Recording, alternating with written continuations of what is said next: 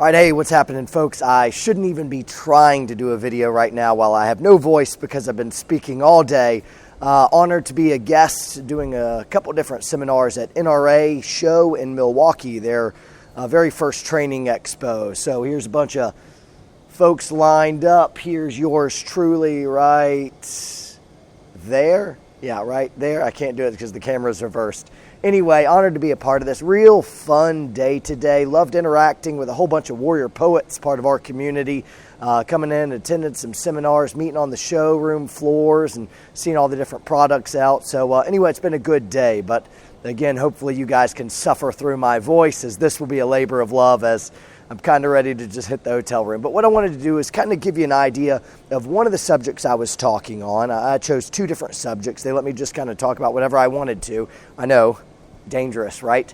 One of them was on home defense kind of stuff, firearm selection, and the second one was about emergency preparation for homestead security and defense. Kind of a goofy subject.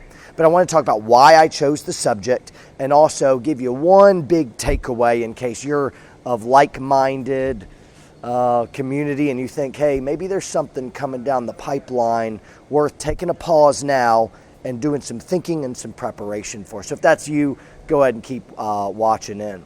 So the homestead preparation stuff, what kind of drove me to it, to find this kind of little niche, is I'm realizing, or I'm beginning to believe more and more, that the gun community is in part a prepper community now, and becoming increasingly more so.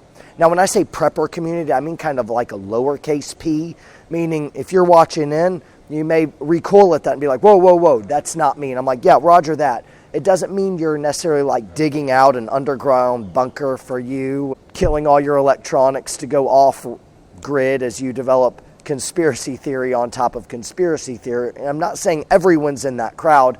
Rather, what I'm saying is you see some realistic and very dangerous threats on the horizon, some of which are unprecedented. We've never seen $19 trillion of debt.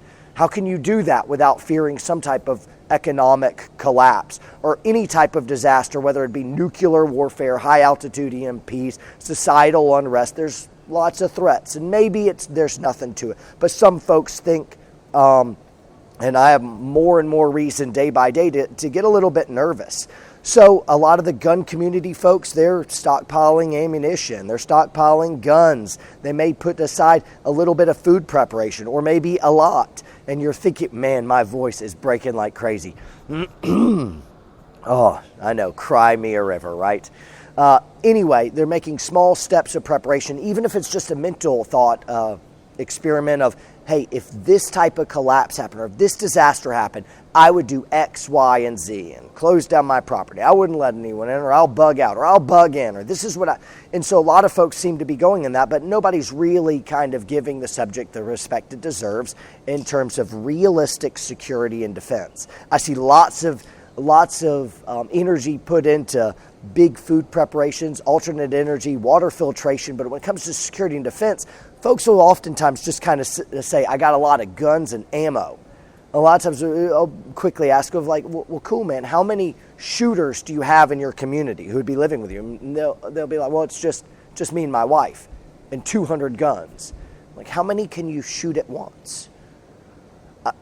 What we need, and so now I want to get into something that will be a little bit helpful. You need two big things for realistic security and defense if the worst happens, and hopefully all this is for naught because it's irrelevant. But if it is, and there is something to it, you need two major things.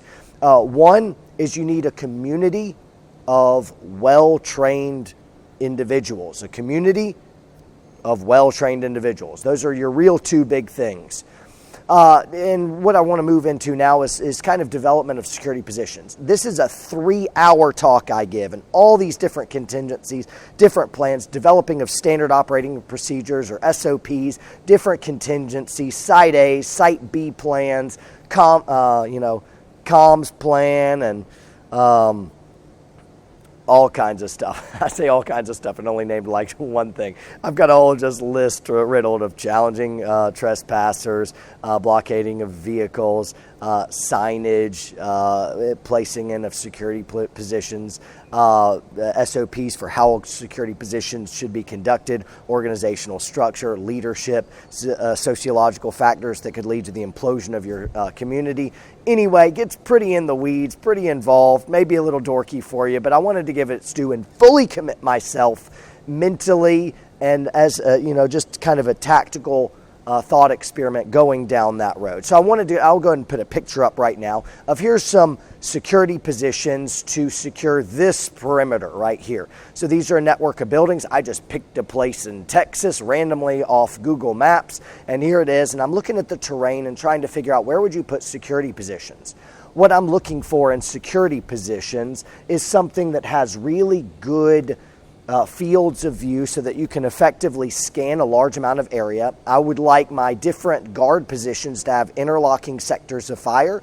I'd also like to push the guard positions far enough away from the immediate community so if they got in a gunfight, the community is not immediately in jeopardy, and those inside the community, upon emergency signal, can immediately flex in to provide reinforcements for the respective guard position that is in contact.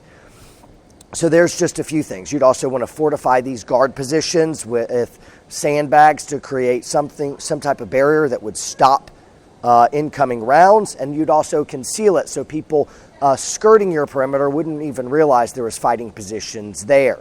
You'd probably want to put them immediately upon high-speed avenues of approach, ingress, egress.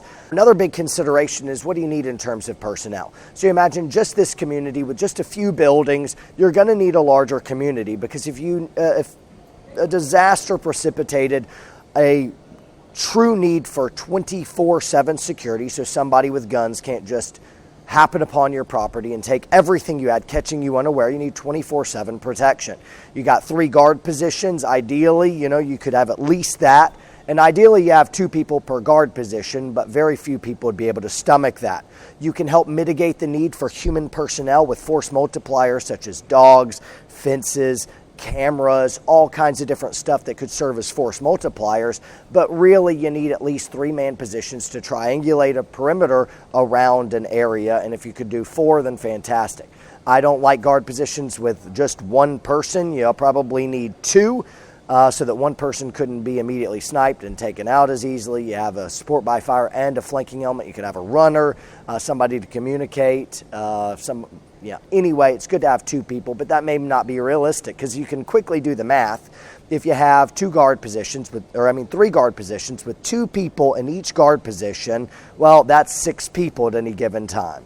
And if you're having 4-hour shifts, 2 a day, then you need 6 times 3 is 18 people to be able to provide physical security day in and day out. And that's 8 hours of guarding a day for everybody in that. 18. If that's not feasible, I'm like, dude, and it's not like you can just sit around pulling security all day either.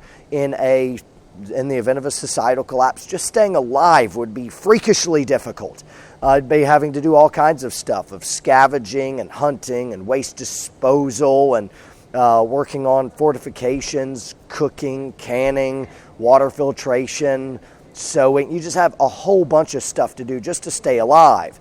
And this is on top of that providing security. Security is the preparation that would allow you to keep all the resources, and without it, it'd just be a matter of time in the event of certain disasters where somebody strolled through and took everything you had. You can't pull security in all directions 24 hours a day, right? If you drop the guard positions down to 1 person per position, now you're at 3 people that are doing 4-hour shifts twice a day. So now you're still in 3 shifts is 9 people, 9 security personnel. Also, everyone in your community would need to be cross-trained in security. It's everyone's responsibility in that community, from the kids to the geriatrics. Everyone needs to have some idea of enemy tactics, understand the community SOPs regarding security, and everyone needs to be able to shoot accurately in the event that there is a disaster. Guns need to be on target. I'd also recommend AR-15s at all fighting positions, and you get as many as you can to outfit everybody. This may be crazy talk, but to some of you it makes a lot of sense, and I hope it was really helpful for you guys. I'll continue to make some videos while I'm here at the show, hopefully run into some cool folks and get them on the channel as well. Train hard, train smart, and plan accordingly, guys. See ya.